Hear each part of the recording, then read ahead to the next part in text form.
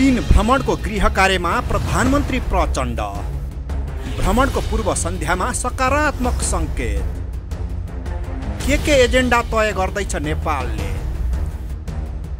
प्रधानमन्त्री प्रचण्डको चीन भ्रमण फलदायी होला? बीआरआई कार्यान्वयनको सम्भावना कति? प्रधानमन्त्री प्रचण्डको चीन भ्रमण र नेपाल चीन बीचको सम्बन्ध विशेष द न्युज रिभ्यू।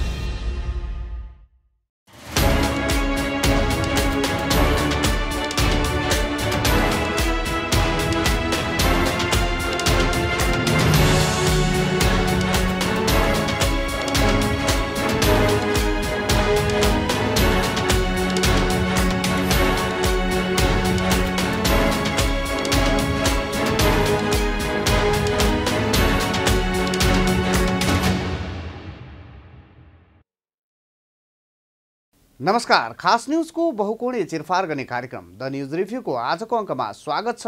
म राज शर्मा। दर्शकबिन, प्रधानमन्त्री पुष्पकमल दाहाल प्रचण्ड भदौ 30 गतेदेखि अमेरिकाको न्युयोर्कमा हुने राष्ट्रसङ्घीय महासभामा भाग लिनका लागि भ्रमणमा निस्कदै हुनुहुन्छ। 5 दिने अमेरिका भ्रमणपछि प्रचण्ड उतैबाट चीन भ्रमणमा जानुहुनेछ। प्रधानमन्त्रीले गर्न लाग्नुभएको चीन भ्रमणमा के एजेन्डा अघि सार्ने भन्ने विषयमा नेपालमा चासो र चर्चा सुरु भएको छ। विश्व अर्थतन्त्रको गणनामा विशेष स्थान हासिल गरिरहेका उत्तरी र दक्षिणका दुई छिमेकी मुलुक नेपालका प्रधानमन्त्री जाँदा चासो र चर्चा हुनु स्वाभाविक नै हो। चीन नेपालको छिमेकी मात्र नभई नेपालको विकासका धेरै क्षेत्रसँग जोडिएको छ। नेपाल चीन आर्थिक, सांस्कृतिक एवं ऐतिहासिक सम्बन्ध अहिले झन् महत्त्वका साथ अघि बढेको छ। त्यसैले यतिखेर प्रधानमन्त्री दाहालले गर्ने चीन भ्रमणमा पनि नेपाल र चीन बीचको सम्बन्धको सेतुमा आर्थिक र सांस्कृतिक विषय नै उठ्ने हुन्। नेपालको विकासका लागि चीनले गर्दै आएको सहयोग र पूर्वाधार निर्माणका कुरा यसमा जोडिन्छन् र अहिले यसमा belt and road initiative BRI परियोजनाको विषय थपिने देखिएको छ। यस विषयमा नेपाली जानकारहरूको बीचमा कुराकानी हुनु जरुरी छ र नेपालका कूटनीतिज्ञले नेपाल सरकारलाई सुझाउनु आवश्यक छ। मित्र राष्ट्र चीन भूगोल जोडिएको छिमेकी देश मात्रै नभएर विश्वकै महाशक्ति उन्मुख देश भएका कारण पनि प्रधानमन्त्री प्रचण्डको भ्रमण नेपालका लागि आफैमा एउटा उपलब्धि हो। विश्वमा यति बेला 200 भन्दा बढी देशहरू रहेका छन्। नेपालसँग दोहोरो सम्बन्ध भएका देशहरूको सङ्ख्या समेत 50 भन्दा माथि छन्। करिब 2 दर्जन देशहरूमा त नेपालका राजदूतावास नै सञ्चालनमा रहेका छन्। करिब 2 दर्जन देशहरूले नेपालमा दूतावासहरू सञ्चालन गरिरहेका छन्। तर नेपालका प्रधानमन्त्रीलाई भ्रमणका लागि आमन्त्रण गर्ने देशहरू भने नगण्य छ। यतिसम्म कि सार्क राष्ट्रकै धेरैजसो देशहरूमा समेत प्रधानमन्त्री स्तरमा भ्रमण आदान प्रदान हुन सकेको छैन। नेपालको सबैभन्दा पहिलो दौत्य सम्बन्ध भएको देश बेलायतमा नेपालका सरकार प्रमुखका तर्फबाट औपचारिक भ्रमण नभएको त युगौँ भइसकेको छ। न त अमेरिकामा नेपालको सरकार प्रमुखको औपचारिक भ्रमण भएको स्मरण नयाँ पुस्तालाई छ। त्यसैले महाशक्ति उन्मुख देश चीनले प्रधानमन्त्री भ्रमणका लागि आमन्त्रण गर्नु नै नेपालका लागि उपलब्धि हो। दर्शकबिन, यसै सन्दर्भमा हाम्रा सहकर्मी बिन्दुकान्त घिमिरेको सहयोगमा तयार आजको द न्युज रिभ्यू। चीन भ्रमणको गृह कार्यमा प्रधानमन्त्री प्रचण्ड। भ्रमणको पूर्व सन्ध्यामा सकारात्मक सङ्केत। के एजेन्डा तय गर्दैछ नेपालले? प्रधानमन्त्री प्रचण्डको चीन भ्रमण फलदायी होला? बीआरआई कार्यान्वयनको सम्भावना कति? प्रधानमन्त्री प्रचण्डको चीन भ्रमण र नेपाल चीन बीचको सम्बन्ध विशेष द न्युज रिभ्यू। प्रधानमन्त्री प्रचण्डलाई चीन भ्रमणका लागि गत फागुन 10 गते राजदूत सन सिंहले भेटेरै निमन्त्रणा दिनुभएको थियो। त्यति बेला चीनले चैत्र 14 देखि 17 सम्म गइरहेको बोआओ फोरम फर एसिया प्रधानमन्त्री प्रचण्डलाई सहभागी गराउन चाहेको थियो। तर भारत भ्रमण बाँकी नै रहेका कारण प्रधानमन्त्री प्रचण्ड चीन भ्रमणमा जानु भएन। भारत भ्रमणबाट फर्केपछि गत ज्येष्ठदेखि नै प्रधानमन्त्री प्रचण्डले चीन भ्रमणको प्रयास गर्नुभएको थियो। प्रधानमन्त्रीका रूपमा पहिलो विदेश भ्रमण भारतमा र दोस्रो विदेश भ्रमण चीनमा गर्ने अघोषित परम्परा रहिआएको छ। यो परम्परालाई चीनले पनि अन्यथा लिने गरेको छैन, किनकि नेपालको भौगोलिक बाध्यताका विषयमा चीन भरपूर जानकार छ। भारतसँगको अत्याधिक निर्भरता हुने नेपालको भौगोलिक बाध्यता हटाउनका लागि हर तरहको सहयोग गर्न चीन तयार भएको समेत बेला मौकामा देखिने गरेको छ। बेल्ट एन्ड रोड इनिसिएटिभ BRI-मा सामेल गराएर भारतसँग निर्भर हुनुपर्ने नेपालको भौगोलिक बाध्यता हटाउन चीन सरकार प्रयासरत देखिन्छ। त्यसैका लागि चीनले यही वर्षको अन्त्यमा गर्ने BRI-को 10औं सम्मेलनमा राष्ट्रपति रामचन्द्र पौडेललाई आमन्त्रण गर्नका लागि नेपाल सरकारसँग कुरा राखिसकेको छ। यता गत वैशाखदेखि नै नेपाल र चीन बीचको सीमा व्यापारले आफ्नो लय समात्न थालेको छ। लामो समयदेखि अनियमित बनेको रसुवागढी नाका र तातोपानी नाकाको व्यापार 10 वर्ष अघिकै अवस्थामा पुगेको छ। अन्य नाकाहरू मार्फत पनि व्यापार गर्ने हरियो सङ्केत चीनले दिएको छ। चीनतर्फ नेपालका वस्तु निर्यात बढेको छ। नेपालको जलविद्युत खरिद गर्न चीन उत्सुक रहेको समाचार समेत आएका छन्। प्रधानमन्त्री प्रचण्डको चीन भ्रमणप्रति नेपाली जनता निकै आशावादी छन्। दर्शकबिन द न्युज रिभ्यूको अबको श्रृङ्खलामा प्रस्तुत छ यसै सन्दर्भमा यो चर्चा। जुन बेला चीन आफै गरिब र विकासशील देश थियो त्यो बेला नेपालको विकासका निम्ति ज्यादै ठुलो सहयोग गर्ने गरेको थियो।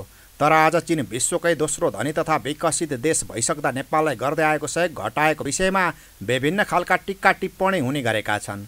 सतहमा बसेर हेर्दा यी टिप्पणीहरू सही जस्ता देखिन्छन्। तर चीनका लागि हिजोको अन्तर्राष्ट्रिय परिस्थिति र आजको अन्तर्राष्ट्रिय परिस्थितिमा व्यापक अन्तर आइसकेको छ। हिजो चीन विश्वका धनी तथा शक्ति सम्पन्न राष्ट्रहरूद्वारा हेपिएको अवस्थामा थियो, आफै असुरक्षित थियो। अन्तर्राष्ट्रिय मञ्चहरूमा आफ्नो पक्षमा बोलिदिने छिमेकीहरूको खोजीमा थियो। तर अहिले विश्वका जुनसुकै देश पनि चीनसँग सम्बन्ध विस्तार गर्न लालायत छन्। विश्व मानचित्रमा चीन आफै अभिभावक राष्ट्रका रूपमा उदाइसकेको छ। हरेक देशले पहिलो प्राथमिकता आफ्नै हितलाई दिन्छ। त्यसैले चीनसँगको सम्बन्धलाई नेपालले परम्परागत मान्यता र नयाँ आयामका रूपमा अघि बढाउन जरुरी भइसकेको छ। अभूतपूर्व रूपमा विकास भइरहेको चीनसँग हातेमालो गर्न सक्ने हो भने पनि मात्रै नेपालको उन्नति निश्चित छ।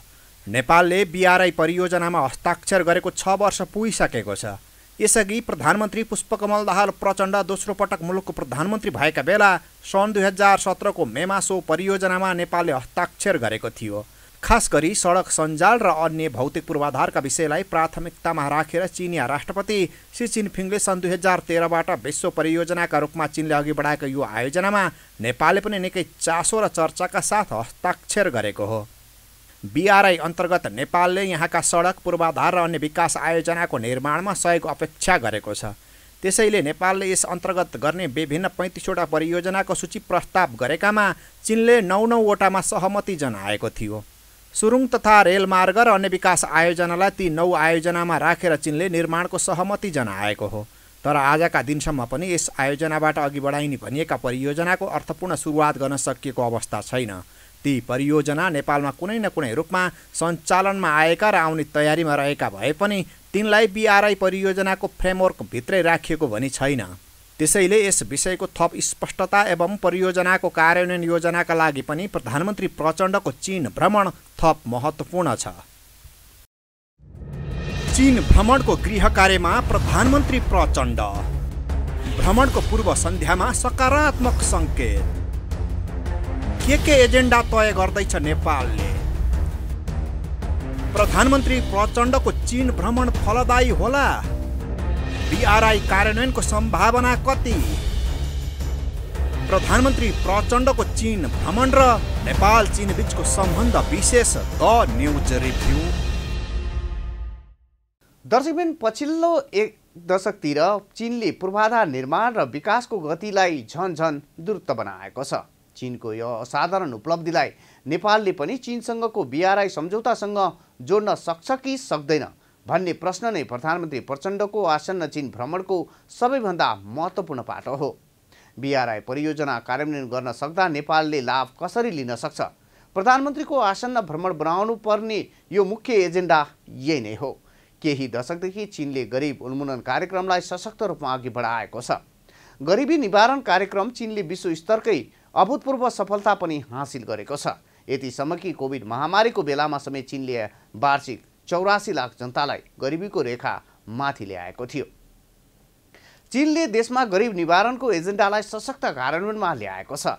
चिनिया राष्ट्रपति सी जिनपिङले सन् 2014मा चीनमा गरिब निवारणको एजेन्डा अघि सारेर त्यसमा लाग्न सबै सरकारी निकाय र तिनका नीति तथा कार्यक्रमलाई निर्देशन दिनुभएको थियो।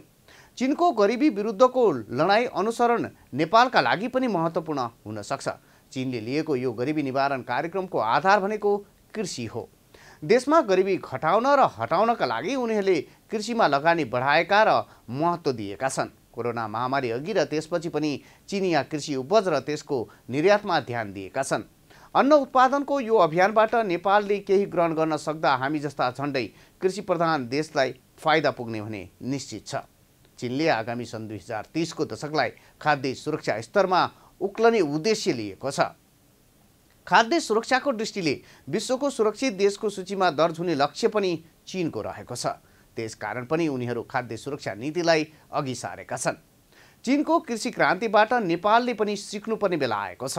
यसका लागि चीनबाट नेपालीले आर्थिक, प्राविधिक या वैज्ञानिक केही तरिका या अनुसरण गर्ने परम्परागत कृषि प्रणालीमै रहेका नेपालीहरूले यो शताब्दीमा कृषि प्रणालीको चिनिया मोडेलका लागि के सहयोग लिने भन्ने प्रश्नहरू निकै नै महत्त्वपूर्ण छन्।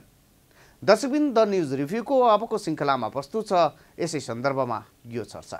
आजभन्दा 70 वर्ष अघिसम्म चीन पनि अहिलेको नेपाल जस्तै विकासशील देश थियो। गरिबीको रेखामुनि रहेको जनसङ्ख्या ठूलो थियो। विगत 40 वर्षको अवधिलाई हेर्ने हो भने चीनले जति छिटो विकास विश्वका अरू कुनै पनि देशले गरेका छैनन्। विश्वको सबैभन्दा ठूलो सडक सञ्जाल पनि चीनमै छ। त्यस्तै विश्वको सबैभन्दा ठूलो रेलवे सञ्जाल पनि चीनमै छ। विश्वको सबैभन्दा उचाइको र सबैभन्दा द्रुत गतिको रेलवे सञ्जाल पनि चीनमै छ। विश्वमा सबैभन्दा ठूला र धेरै हवाई जहाजहरू चीनमै चल्छन्। विश्वमा सबैभन्दा धेरै सुरुङ मार्ग चीनमै छन्। विश्वमा सबैभन्दा बढी औद्योगिक उत्पादन पनि चीनमै हुन्छ। त्यस्तै विश्वमा सबैभन्दा बढी कृषि उत्पादन पनि चीनमै हुन्छ। विश्वका सबैभन्दा ठूला जलविद्युत उत्पादन केन्द्रका 10 वटा नाम लिनु पर्दा सबै चीनमै छन्। समुद्रको पानी बाँध बनाएर आकाशमा पुर्याउने र जुन भूभागमा आवश्यक पर्छ त्यही भूभागमा वर्षा गराउने प्रविधि समेत चीनले विकास गरिसकेको छ। प्रगतिका 2-4 वटा मामिलामा मात्र होइन, सबै मामिलामा चीन विश्वको नम्बर 1 देश बनिसकेको छ। विश्वको सबै देशहरूसँग सडक यातायात, रेल यातायात र जल यातायात जोड्ने गरी चीनले BRI परियोजना धमाधम अघि बढाइसकेको छ। त्यसैले चीनसँगको सम्बन्ध थप सुदृढ बनाउन कति पनि ढिलाइ गर्नु हुँदैन भन्ने हेक्का प्रधानमन्त्री प्रचण्डले चीन भ्रमणको पूर्व तयारीका क्रममा राख्नु जरुरी देखिन्छ। चीन भ्रमणको गृह कार्यमा प्रधानमन्त्री प्रचण्ड। भ्रमणको पूर्व सन्ध्यामा सकारात्मक संकेत। के एजेन्डा तय गर्दैछ नेपालले? प्रधानमन्त्री प्रचण्डको चीन भ्रमण फलदायी होला? BRI कार्यान्वयनको सम्भावना कति? प्रधानमन्त्री प्रचण्डको चीन भ्रमण र नेपाल चीन बीचको सम्बन्ध विशेष द न्युज रिभ्यू। दर्शकबिन चीनबाट नेपालले लिन सक्ने लाभ भनेको पर्यटनको क्षेत्रमा हो। चिनिया पर्यटकले नेपाल भ्रमण गर्न सक्ने सम्भावना बढाउँदा दुवै देशलाई उत्तिकै फाइदा छ। चीनलाई पनि सस्तो हुन्छ, नेपाललाई पनि बढी फाइदा हुन्छ। वार्षिक 25 करोड चिनियाहरू पर्यटकका रूपमा विदेश घुम्न जान्छन्, जसमध्ये 1% मात्रै पनि नेपाल आउने हो भने नेपालले पर्यटन खोज्न अन्य देश भौतारिनै पर्दैन। अमेरिकासँगको MCC सम्झौतातर्फ नेपाल जानै पर्दैन। चिनिया सहयोग तथा संलग्नतामा पोखरा र लुम्बिनीमा अन्तर्राष्ट्रिय विमानस्थल तयार छन्। नेपालले पोखरा र लुम्बिनीबाट बाह्य मुलुकमा जहाज उडाउन सकेको छैन। यसका लागि पनि हाम्रा कूटनीतिक पहल अबका दिनमा थप दरिलो हुनु आवश्यक छ। चीनको अधिकांश जनसङ्ख्या लुम्बिनी आउन इच्छुक छन्। यता विमानस्थल तयार पनि छ, तर विमानस्थलबाट जहाज उडाएर विश्वका बौद्ध मार्गीलाई सन्देश दिन नेपालले सकेको छैन। आफ्नो चीन भ्रमणका क्रममा प्रधानमन्त्री प्रचण्डले यसबारे सुझबुझ पुर्याउने अपेक्षा गरिएको छ। प्रधानमन्त्रीको चीन भ्रमणमा पर्यटन मुख्य एजेन्डा बन्नुपर्छ। विश्वकै मुख्य बौद्ध सम्पदा लुम्बिनी र नेपालमा आएका पर्यटकमध्ये कम्तीमा पनि 60% पुग्ने पोखरा जस्तो पर्यटकीय गन्तव्यलाई यी दुई विमानस्थल मार्फत संसारलाई कसरी जोड्न सकिएला, यस विषयमा आवश्यक पहल थाल्न अब भने ढिला पनि भइसकेको छ। नेपालको समृद्धि पर्यटन र बिजुली व्यापारमा नै छ भन्ने कुरामा दुई मत नै छैन। यसका लागि चिनिया लगानीकर्तालाई व्यावहारिक रूपमा आकर्षित गर्नु अहिलेको आवश्यकता हो। नेपालको उत्तर र दक्षिण दुवैतर्फ विशाल बजार छन्। ती बजारको सानो हिस्सा मात्र ओगट्न पाए पनि नेपालको समृद्धिको ढोका खुल्छ। चीनलाई नेपालको बाटो हुँदै दक्षिण एसियाली बजारसम्म जोड्ने पुल बन्न सके नेपाललाई ठूलो लाभ मिल्छ। नेपालले पाएको शून्य भन्सार सुविधा बमोजिमका वस्तुको आदान प्रदान हुन सकेको छैन। भन्सार सुविधा लिन नसक्नुका बाधा अडचनबारे पनि अहिले नै छलफल हुनु जरुरी छ। यसका साथै चीनले छिमेकीका नाताले हालै नेपालको पुरानै नक्सा सार्वजनिक गरेकाले यस विषयमा पनि प्रधानमन्त्री दाहालको आसन्न भ्रमणमा स्पष्ट कुरा हुनु जरुरी छ।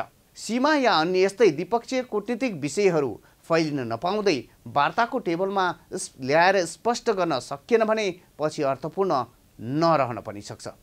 दर्शकबिन द न्युज रिभ्यूको अबको श्रृङ्खलामा प्रस्तुत छ नेपालप्रति छिमेकी चीनले विगतमा देखाएको सदा सहायताको सन्दर्भको यो चर्चा। चीनले आफ्नो विकास र आर्थिक समृद्धिमा नेपाललाई पनि सँगै लैजान चाहेको देखिन्छ। आफूसँगै आफ्नो छिमेकीको पनि उन्नति र प्रगति चाहने देशहरू विश्वमा थोरै मात्रै छन्। ती थोरै देशहरू मध्येको एक देश हो चीन। नेपालको विकास पूर्वाधार निर्माणमा चीनले धेरै ठूलो सहयोग गरेको छ। ती सहयोगमध्ये पहाडी क्षेत्रमा सडक यातायातको विकासमा चीनले गरेको सहयोग विशेष उल्लेखनीय छ। अहिले पनि चीनले निर्माण गरेका सडक नहुँदा हुन त नेपालको पहाडी क्षेत्रको हालत के हुने थियो होला। त्यसैले चीनको सहयोगमा निर्माण भएका सडकहरू नै नेपालको पहाडी क्षेत्रको आर्थिक विकासका मेरुदण्ड हुन्। नेपालको पहाडी क्षेत्रले आधुनिक विकासको दिशामा फड्को मारेको कोदारी राजमार्ग र पृथ्वी राजमार्गको निर्माणपछि हो। पृथ्वी राजमार्ग निर्माण नहुँदासम्म राजधानी काठमाडौँबाट पोखरा पुग्नका लागि भारतीय भूमि प्रयोग गर्नु पर्थ्यो। काठमाडौँबाट वीरगञ्ज हुँदै भारतको रक्सोल पुग्नु पर्थ्यो। रक्सोलबाट भारतीय भूमि हुँदै सुनौली पुगेर भैरवा प्रवेश गर्नु पर्थ्यो। भैरवाबाट सिद्धार्थ राजमार्ग हुँदै पोखरा पुग्नु पर्थ्यो। पोखरा अर्थात् कास्की जिल्ला मात्र होइन, लमजुङ, तनहुँ, स्याङ्जा, मनाङ, मुस्ताङ, बागलुङ, पर्वत, म्याग्दी, पाल्पा, गुल्मी लगायत करिब 15 जिल्लाका मानिसहरूलाई राजधानी काठमाडौँ आवतजावत गर्न भारतीय भूमि प्रयोग गर्नुपर्ने बाध्यता थियो। यो बाध्यता अन्त्य गरेको पृथ्वी राजमार्गले नै हो। काठमाडौँ पोखरा जोड्ने पृथ्वी राजमार्गको निर्माण छिमेकी मित्र राष्ट्र चीनले 2028 सालमा सुरु गरेर 4 वर्षभित्रै 2032 सालमा सम्पन्न गरेको हो। पृथ्वी राजमार्गको निर्माणपछि पोखरा उपत्यका नेपालको दोस्रो सहरका रूपमा फस्टाउन थालेको हो। मनाङ मुस्ताङमा पर्यटन व्यवसाय फस्टाएको पृथ्वी राजमार्गकै कारणले हो। पहाडी तथा हिमाली भूभाग हुँदाहुँदै पनि नेपालका 7वटा प्रदेश मध्ये गण्डकी प्रदेश आज विकासका सबै इन्डिकेटरहरूमा अगाडि छ। यसको मुख्य कारण नै पृथ्वी राजमार्ग हो। पृथ्वी राजमार्ग मात्र होइन, पोखरादेखि बागलुङ जोड्ने सडक पनि चीन सरकारले नै निर्माण गरिदिएको हो। यसैगरी चीन सरकारको सहयोगमा निर्मित मुगलिन नारायणगढ सडक पनि नेपालको आर्थिक समृद्धिको कोसेढुङ्गा साबित भएको छ। पृथ्वी राजमार्गको मुगलिनबाट नारायणगढसम्म करिब 30 किलोमिटर भिर पहरा खोपेर चीनले 2035 सालमा सडक निर्माण गरिदिएको थियो। मुगलिन नारायणगढ सडक निर्माण नहुँदासम्म नेपालको राजधानी काठमाडौँ देशको बाँकी भूभागका लागि दुर्गम जस्तै थियो, किनकि त्यति बेलासम्म चीनले बनाइदिएको पृथ्वी राजमार्ग र कोदारी राजमार्ग बाहेक नेपालको पहाडी क्षेत्रमा सडक निर्माण भएकै थिएन। महेन्द्र राजमार्गको अधिकांश खण्ड निर्माण भएको थियो, तर हेटौँडाबाट बाहेक राजधानी काठमाडौँ प्रवेश गर्नका लागि अरू ठाउँबाट सडक यातायातको सुविधा थिएन। हेटौँडा काठमाडौँ जोड्ने त्रिभुवन राजपथमा अत्यन्तै धेरै घुम्ती थिए। त्यसमा पनि सडक निकै साँघुरो थियो। ठुला बस तथा ठुला मालवाहक ट्रकहरू चल्न सक्दैनथे। दिनौँ जसो सडक दुर्घटना हुन्थ्यो। जब छिमेकी मित्र राष्ट्र चीनले पृथ्वी राजमार्गको मुगलिनबाट नारायणगढसम्मको सडक निर्माण गरिदियो, त्यसपछि मात्रै राजधानी काठमाडौँ र नेपालको बाँकी भूभाग भरपर्दो सडक यातायातले जोडिएको हो। यति बेला चितवन पनि राजधानी काठमाडौँ जस्तै समृद्ध सहरको रूपमा विकास भएको छ। यसको मुख्य कारण भनेको चीनको सहयोगमा निर्माण भएको मुगलिन नारायणगढ सडकले नै हो। चीन भ्रमणको गृह कार्यमा प्रधानमन्त्री प्रचण्ड। भ्रमणको पूर्व सन्ध्यामा सकारात्मक सङ्केत। के एजेन्डा तय गर्दैछ नेपालले? प्रधानमन्त्री प्रचण्डको चीन भ्रमण फलदायी होला? BRI कार्यान्वयनको सम्भावना कति? प्रधानमन्त्री प्रचण्डको चीन भ्रमण र नेपाल चीन बीचको सम्बन्ध विशेष द न्युज रिभ्यू। दर्शकबिन, चीनको नाम लिने बित्तिकै नेपालीहरूले श्रद्धा गर्ने, चिनियाहरू देख्ने बित्तिकै नेपालीहरूले आदर तथा सत्कार गर्नुका मुख्य कारण भनेको चिनिया सहयोगले नै हो, त्यो पनि स्वार्थरहित। हुन त नेपालको पूर्वाधार विकासमा अरू मुलुकहरूको पनि सहयोग नपुगेको होइन, तर ती मुलुकहरूले कुनै न कुनै स्वार्थ भने राखेका छन्। चीनले भने निस्वार्थ रूपमा नेपालको पूर्वाधार विकासमा सहयोग गर्दै आएको छ। BRI अन्तर्गतका परियोजना अघि बढाउन सक्ने आर्थिक हैसियतमा नेपाल कसरी र कुन बेला पुग्न सक्छ भन्ने यथार्थ कुरा प्रधानमन्त्री प्रचण्डले चीन समक्ष राख्न सक्नुपर्छ। यसका लागि प्रधानमन्त्री प्रचण्डले आफ्नो भ्रमण दलमा सकेसम्म सबै राष्ट्रिय पार्टीका प्रतिनिधिहरूलाई सामेल गराउनुपर्छ। एक वर्षमा करिब 20 करोड चिनियाहरू पर्यटकका रूपमा विदेश भ्रमणमा जान्छन्, तर चीनले नै BRI को नाम दिएर ऋणमा बनाइदिएको पोखरा अन्तर्राष्ट्रिय विमानस्थल खाली छ। चीनबाट वार्षिक 20 लाख पर्यटक नेपाल आउने हो भने पनि BRI अन्तर्गत परियोजना अघि बढाउन आर्थिक सामर्थ्य नेपाल आफैले राख्छ। तर पछिल्लो वर्षहरूमा चिनिया सहयोग घटेको हो कि भन्ने देखिएको छ। निस्वार्थ सहयोग गरेको छिमेकी देश चीनको अहित हुने वा चिनियाहरूको चित्त दुखाउने काम नेपालले गर्नु हुँदैन। यस्तो गर्नु भनेको आफ्नो खुट्टामा आफैले बन्चरो प्रहार गर्नु जस्तै नै हो। दर्शकबिन द न्युज रिभ्यूको आजको प्रसङ्ग यति नै। तपाईँ न्युज नेपाल टेलिभिजनको प्रसारण युट्युब र फेसबुकमा पनि प्रत्यक्ष हेर्न सक्नुहुनेछ। आजको प्रस्तुतिबाट हामी सबैलाई बिदा दिनुहोस्। हेर्दै रहनुहोला न्युज नेपाल टेलिभिजन। नमस्कार।